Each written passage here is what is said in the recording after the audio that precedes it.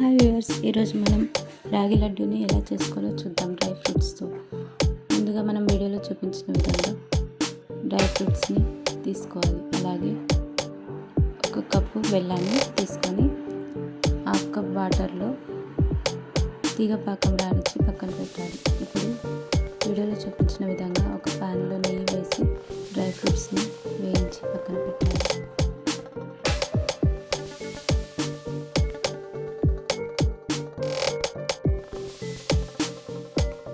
ఇందులో మనం ఎన్ని రకాల డ్రై ఫ్రూట్స్నైనా యాడ్ చేసుకోవచ్చు.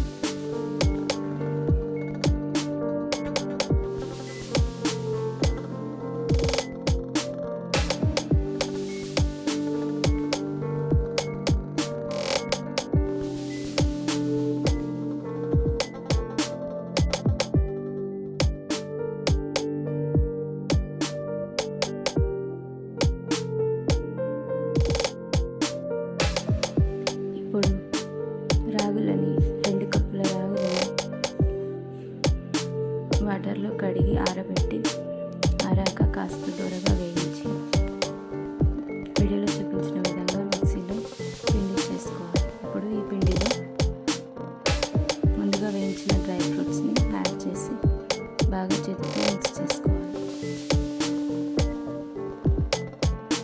ఇప్పుడు పిండి డ్రై ఫ్రూట్స్ అన్నీ బాగా కలిపాక ముందుగా వేయించి పెట్టిన డ్రై ఫ్రూట్స్ యాడ్ చేశాక ఇప్పుడు సరిపడా బెల్లం పానకాన్ని కూడా ఇందులో యాడ్ చేసి స్పూన్తో, వేడిగా ఉంటుంది కాబట్టి చూసుకొని స్పూన్తో మిక్స్ చేయాలి. కాస్త చల్లారాక చేతికి నెయ్యి లేదా వాటర్ని యాడ్ చేసి చిన్న చిన్న లడ్డూలా చేసుకోవాలి.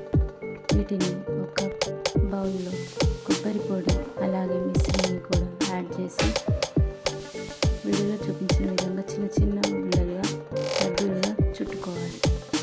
ఈ లడ్డూలను కొబ్బరి పొడిలో డిప్ చేసి కాసేపు ఆరనివ్వాలి లేదా ఫ్రిడ్జ్లో 5 to 10 minutes పెడితే చాలా అంతే.